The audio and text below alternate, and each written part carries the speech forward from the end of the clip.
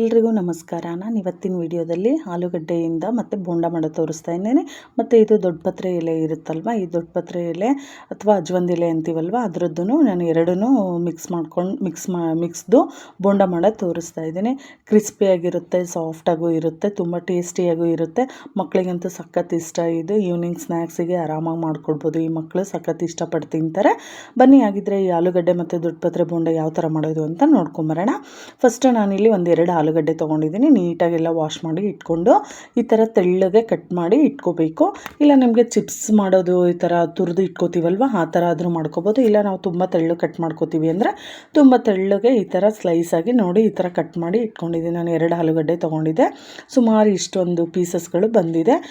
ಆಮೇಲೆ ದೊಡ್ಡಪತ್ರೆದೂ ಅಷ್ಟೇ ನಾನು ತೊಳೆದು ಇಟ್ಕೊಂಡಿದ್ದೀನಿ. ಆ ಎಲೆ ನೀಟಾಗಿ ತೊಳೆದು ಒರೆಸಿ ಇಟ್ಕೊಂಡಿದ್ದೀನಿ, ಸ್ವಲ್ಪ ಡ್ರೈ ಆಗಿರಬೇಕು. ಇನ್ನು ಒಂದು ಬೌಲ್ ತೊಗೊಂಡು ಕಡಲೆ ಹಿಟ್ಟು ತೊಗೊಂಡಿದ್ದೀನಿ. ಕಡಲೆ ಹಿಟ್ಟು ಮತ್ತು ಖಾರಕ್ಕೆ ಸ್ವಲ್ಪ ಖಾರದ ಪುಡಿ, 1-2 ಸ್ಪೂನಷ್ಟು ಖಾರದ ಪುಡಿ ತೊಗೊಂಡಿದ್ದೀನಿ. ಆಮೇಲೆ ಅಜ್ವಾನ, ಓಂಕಾಳು ಅಂತೀವಲ್ವ, ಅದು ಸ್ವಲ್ಪ ಜೀರಿಗೆ, ಒಂದು ಅರ್ಧ ಸ್ಪೂನು, ಇದೊಂದು 1/4 ಸ್ಪೂನಷ್ಟು ಜೀರಿಗೆ, 1/4 ಸ್ಪೂನು ಹಾಕ್ಕೊಂಡು ಒಂದು ಚಿಟಿಕೆ ಅಷ್ಟು ಸೋಡಾ ಮತ್ತು ರುಚಿಗೆ ತಕ್ಕಷ್ಟು ಉಪ್ಪು ಹಾಕಿಬಿಟ್ಟು ನೀರು ಹಾಕಿ ಚೆನ್ನಾಗಿ ಈ ಥರ ಮಿಕ್ಸ್ ಮಾಡ್ಕೊಳ್ಳೋಣ.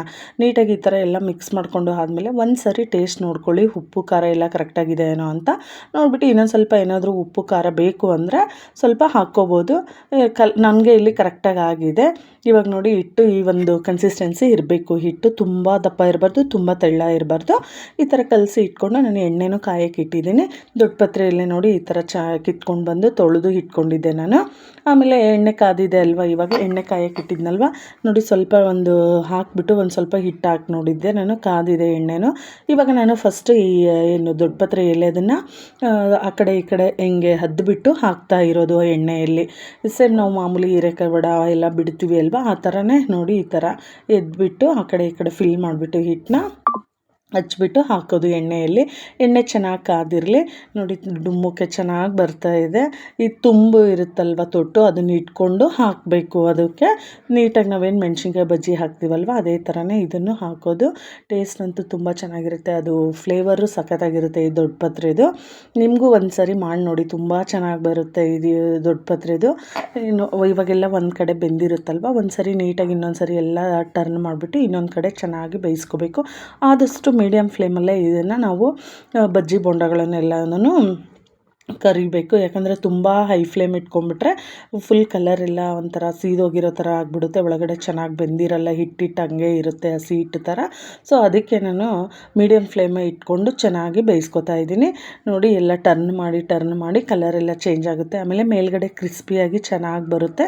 ಇವಾಗ ಈ ಥರ ಕಲರು ಚೇಂಜ್ ಆಗಿದೆ ಅಲ್ವಾ, ಎಲ್ಲದನ್ನು ಒಂದು ಓಲಿರೋ ಬುಟ್ಟಿಯಲ್ಲಿ ತೆಗ್ದು ಇಟ್ಕೋಬೇಕು. ಎಣ್ಣೆ ಫುಲ್ ನೀಟಾಗೆಲ್ಲ ಸೋರಂಗೆ ತೆಗ್ದು ಇಟ್ಕೊಳ್ಳೋಣ. ಎಲ್ಲದನ್ನು ಇದೇ ಥರ ನಾನು ಮಾಡಿ ಇಟ್ಕೊಂಡಿದ್ದೀನಿ. ಇದು ದೊಡ್ಡಪತ್ರೆದು ನಾನಿವಾಗ ಮಾಡಿರೋದು. ಇದೇ ಥರ ದೊಡ್ಡಪತ್ರೆದು ಮಾಡಿದ್ದೀನಿ ಅಲ್ವಾ, ಇದೇ ಥರ ಈಗ ಇನ್ನು ಉಳಿದಿರೋದನ್ನು ಮಾಡಿ ಇಟ್ಕೊಂಡಿದ್ದೀನಿ. ಇವಾಗ ನಾನು ಆಲೂಗಡ್ಡೆ ಬೋಂಡ ಮಾಡೋದು ತೋರಿಸ್ತಾ ಇದ್ದೀನಿ. ಆಲೂಗಡ್ಡೆ ಬೋಂಡನೂ ಏನು ಸ್ಲೈಸಾಗಿ ಏನು ಕಟ್ ಮಾಡ್ಕೊಂಡಿದ್ವಿ ಅಲ್ವಾ, ಅದನ್ನು ಸೇಮ್ ಅಷ್ಟೇ ಆ ಕಡೆ ಈ ಕಡೆ ಹಿಟ್ಟನ್ನು ಫಿಲ್ ಮಾಡಿಬಿಟ್ಟು ಆಯಿಲಲ್ಲಿ ಹಾಕೋದು, ಎಣ್ಣೆಯಲ್ಲಿ ಬಿಡೋದು. ಇದು ಕೂಡ ಟೇಸ್ಟ್ ತುಂಬ ಚೆನ್ನಾಗಿರುತ್ತೆ. ಮಕ್ಕಳಿಗಂತೂ ಸಖತ್ ಇಷ್ಟ ಆಗುತ್ತೆ ಈ ಆಲೂಗಡ್ಡೆ ಬೋಂಡ.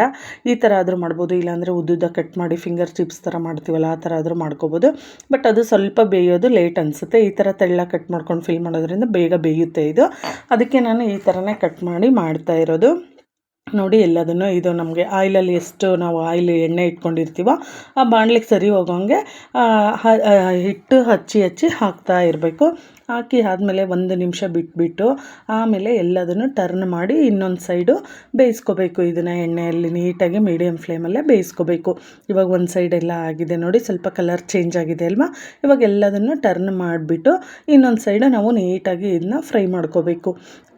ಟೇಸ್ಟ್ ಅಂತೂ ತುಂಬ ಚೆನ್ನಾಗಿರುತ್ತೆ. ಈವ್ನಿಂಗ್ ಸ್ನ್ಯಾಕ್ಸಿ ಮಕ್ಕಳಿಗೆ ಮಾಡಿಕೊಟ್ರೆ ಸಖತ್ತಾಗಿರುತ್ತೆ. ಟೇಸ್ಟ್ ಅಂತೂ ತುಂಬ ಚೆನ್ನಾಗಿ ಬರುತ್ತೆ. ನೀವು ಒಂದು ಸರಿ ನಿಜವಾಗ್ಲೂ ಟ್ರೈ ಮಾಡಿ ನೋಡಿ. ಆಲೂಗಡ್ಡೆ ಮತ್ತು ಎಲ್ಲರ ಮನೆಯಲ್ಲೂ ಆಲ್ಮೋಸ್ಟ್ ಈ ದೊಡ್ಡಪತ್ರೆ ಗಿಡ ಇಟ್ಕೊಂಡಿರ್ತೀರ, ಆ ದೊಡ್ಡಪತ್ರೆ ಎಲೆಯಿಂದನೂ ಒಂದು ಸರಿ ಟ್ರೈ ಮಾಡಿ ನೋಡಿ. ನಿಮಗೂ ಇಷ್ಟ ಆಗುತ್ತೆ, ಮಕ್ಕಳಿಗೂ ತುಂಬ ಇಷ್ಟ ಆಗುತ್ತೆ. ಖಾರ ಇರಲ್ವಲ್ಲ, ಸಖತ್ತಾಗಿರುತ್ತೆ ಟೇಸ್ಟ್ ಕೂಡ. ಅದು ಒಂದು ಫ್ಲೇವರೇ ಚೆನ್ನಾಗಿ ಅನಿಸುತ್ತೆ ದೊಡ್ಡಪತ್ರೆದು. ಆಲೂಗಡ್ಡೆದೂ ತುಂಬ ಚೆನ್ನಾಗಿ ಬಂದಿದೆ ಟೇಸ್ಟು. ಒಂದು ಒಳಗಡೆ ಸಾಫ್ಟಾಗಿದೆ, ಮೇಲ್ಗಡೆ ಕ್ರಿಸ್ಪಿಯಾಗಿದೆ. ಆಮೇಲೆ ಆಲೂಗಡ್ಡೆನೂ ಟೇಸ್ಟ್ ಚೆನ್ನಾಗಿ ಅನಿಸುತ್ತೆ, ಈ ಆಯಿಲಲ್ಲೆಲ್ಲ ಫ್ರೈ ಆಗಿರುತ್ತಲ್ವ.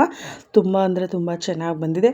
ನೀವು ಬೆಳಗ್ಗೆ ಟಿಫನಿಗೆ ಮಾಡ್ಕೋಬೇಕು ಅಂದರೆ ಉಪ್ಪಿಟ್ಟು, ಅವಲಕ್ಕಿ, ಮಂಡಕ್ಕಿ ಯಾವುದಕ್ಕಾದ್ರೂ ಮಾಡ್ಕೋಬೋದು. ಇಲ್ಲ ಈವ್ನಿಂಗ್ ಸ್ನ್ಯಾಕ್ಸಿಗೆ ಮಾಡ್ಕೋಬೋದು. ಇಲ್ಲ ನೈಟ್ ಊಟಕ್ಕೆ ಬರೀ ಅನ್ನ ಇದ್ದರೆ ಅನ್ನದ ಜೊತೆನೂ ಇದನ್ನು ಮಾಡ್ಕೋಬೋದು. ಈ ಬೋಂಡ ಮನೇಲಿ ಎಲ್ರಿಗೂ ತುಂಬ ಇಷ್ಟ ಆಗುತ್ತೆ. ಕ್ರಿಸ್ಪಿಯಾಗಿ ಇರುತ್ತೆ, ಸಾಫ್ಟಾಗಿ ಇರುತ್ತೆ. ಟೇಸ್ಟ್ ಅಂತೂ ತುಂಬ ಚೆನ್ನಾಗಿ ಬಂದಿದೆ. ಬಿಸಿ ಬಿಸಿಯಾಗಿ ಅನ್ನದ ಜೊತೆ ತಿಂತಾಯಿದ್ರೆ ಸೂಪರಾಗಿರುತ್ತೆ. ಇಲ್ಲ ಈವ್ನಿಂಗ್ ಸ್ನ್ಯಾಕ್ಸಿಗಾದರೂ ಮಾಡ್ಕೋಬೋದು. ಎಲ್ರಿಗೂ, ಮಕ್ಕಳಿಂದ ದೊಡ್ಡವ್ರಿಗೆಲ್ರಿಗೂ ಇಷ್ಟ ಆಗುತ್ತೆ. ನಿಮಗೂ ಈ ವಿಡಿಯೋ ಇಷ್ಟ ಆಗಿದ್ದರೆ ಪ್ಲೀಸ್ ಲೈಕ್ ಮಾಡಿ, ಶೇರ್ ಮಾಡಿ, ಸಬ್ಸ್ಕ್ರೈಬ್ ಮಾಡಿ. Thank you so much.